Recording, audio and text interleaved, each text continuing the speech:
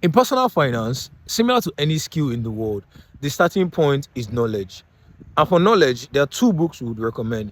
The first one is The Richest Man in Babylon by George Clason, and the second one is the popular one, The Psychology of Money by Morgan Housel. In The Richest Man in Babylon, we would highlight three lessons that were very important. Number one is to detach or remove your mind from the idea that your environment or your background determines how far you can go in your finance. Yes, nonetheless, it's a huge factor.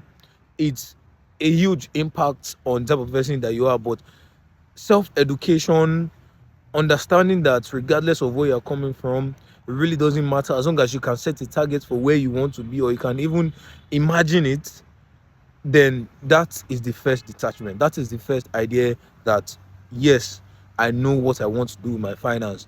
And the similar story to this was just the guy that eventually became the richest man in the story in Babylon, in that ancient Babylon, was once a slave, right? He just needed to understand, how do these people that are different from me, how did they do it differently? Then the second lesson is pay yourself. And we've heard this several times, pay yourself first.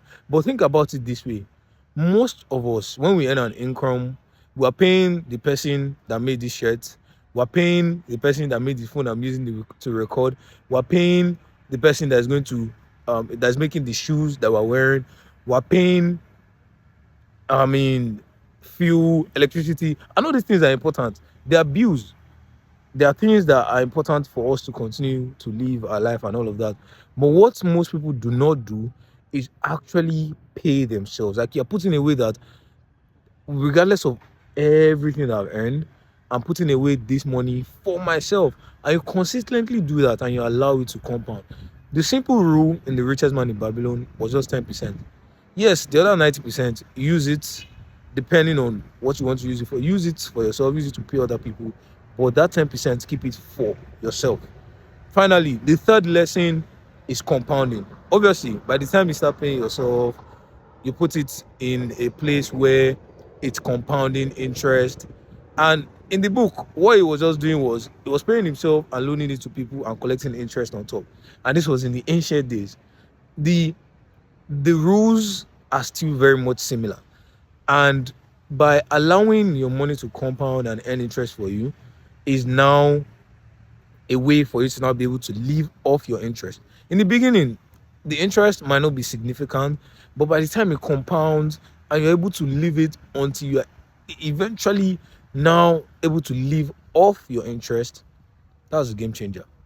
And that's what most rich people do. People want to buy a car, yeah, they check it. If I put this thing in some mutual fund, okay, I put 100 million there, I get maybe a percentage of it. That's the interest. Maybe I get 16% interest. I get 60 million. Maybe some part of the funds for the car is already complete. So that's it too. Three lessons. For the other book, if you want a summary of the book, you can just DM us. We'll send you the review of what we read. But knowledge is the starting point. Gain that knowledge and be free.